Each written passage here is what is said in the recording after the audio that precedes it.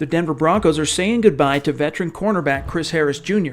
The unrestricted free agent hit the market this week for the first time in his 9-year NFL career and found several potential suitors for his services. The 4-time Pro Bowler has reportedly decided on accepting the Los Angeles Chargers offer, according to ESPN's Josina Anderson. After vacillating on the subject throughout most of the offseason, Harris changed his tune about wanting to keep the door open to the Broncos in the wake of the Bouye trade.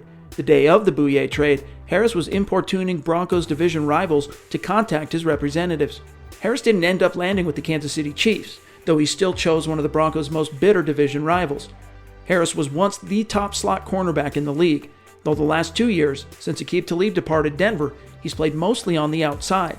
Vic Fangio tapped Harris to be his number one corner last year in the wake of all the injuries the Broncos suffered at the position. Suffice to say, following around the opposing team's top wideout was not Harris's forte, as he turned in the most inconsistent season of his career. Harris gave up 4 touchdowns in coverage last year, and each one seemingly came at the most inopportune time for the Broncos. He wanted to play on the outside, petitioning the team to make him cornerback 1, but he wasn't equal to the opportunity. Harris has been public about his desire to be used the right way defensively, which, on the heels of his down year in 2019, is likely going to be in the slot. As a slot corner, Harris is still among the NFL's best. As an outside corner, best case, he's a solid cornerback 2. However, Harris's departure from the Broncos figures to only be temporary. As one of the most accomplished corners in franchise history, there's a really good chance Harris returns to the Mile High City eventually to be enshrined in the team's Ring of Fame. The progenitor of the no-fly zone moniker, the Broncos will miss Harris's swagger and football IQ.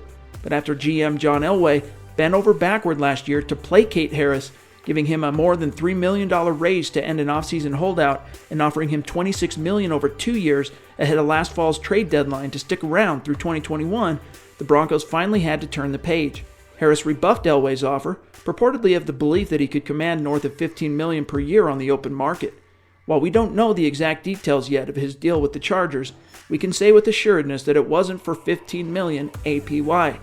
Happy trails, Trap Harris. See you in the fall. For Mile High Huddle and Sports Illustrated, I'm Chad Jensen.